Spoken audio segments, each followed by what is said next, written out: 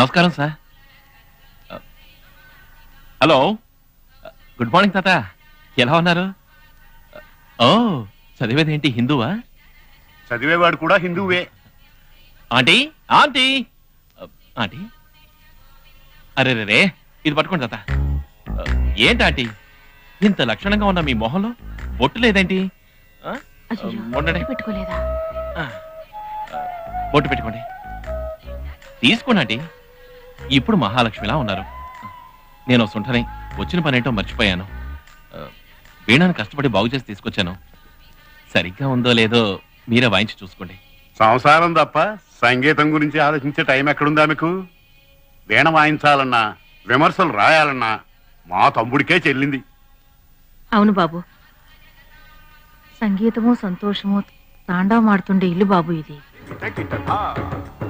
సంగీత కచేరీలు చేసే వాళ్ళందరూ ఆయన విమర్శలో వాళ్ళని మెచ్చుకుంటూ రాశారంటే అదే తమ సంగీత జీవితానికి ఆఖరి మెట్టుగా భావించేవారు.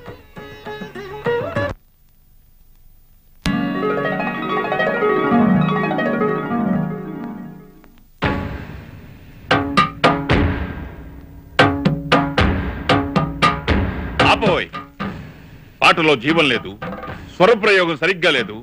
నిన్ను నువ్వు చంపుకో, నిన్ను ఎవ్వరూ అడగరు. కానీ సంగీతాన్ని చంపొద్దు. అది అడగడానికి ఈ వెంకటాచలం ఉన్నాడు. రేపు ఉదయం పేపర్ చూడు, నీ తలరాతే మారిపోతుంది. ఈ రోజు ఆయన పెన్ను నీ సంగీతానికి ఫుల్ స్టాప్ పెడుతుంది.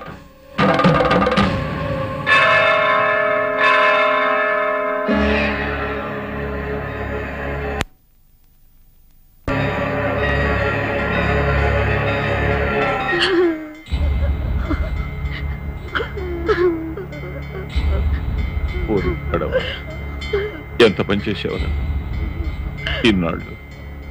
ఈ వెంకటాచలానికి మంచి విమర్శకుడని పేరుండే, నాకు హంతకుడని పేరు తెచ్చిపెట్టావు కదరా. పాపండి, విమర్శ అనే పేరుతో మా కుటుంబాన్ని ఇలా సర్వనాశం చేశావు కదయ్యా. ఇప్పుడు తృప్తిగా ఉందా? తృప్తిగా ఉందా?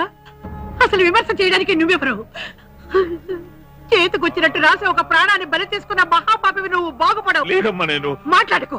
ఇంకొక నిమిషం ఇక్కడ నిలబడకు. వెళ్ళు, వెళ్ళి బయటికి వెళ్ళు.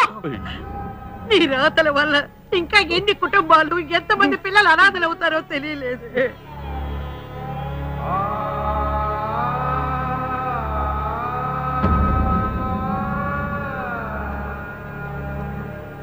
తన వల్ల ఒక కుటుంబానికి ద్రోహం జరిగిందనే బాధలోంచి ఈ రోజు వరకు బయటపడలేక అనుక్షణం చిత్రవద అనుభవిస్తున్నారు బాబు.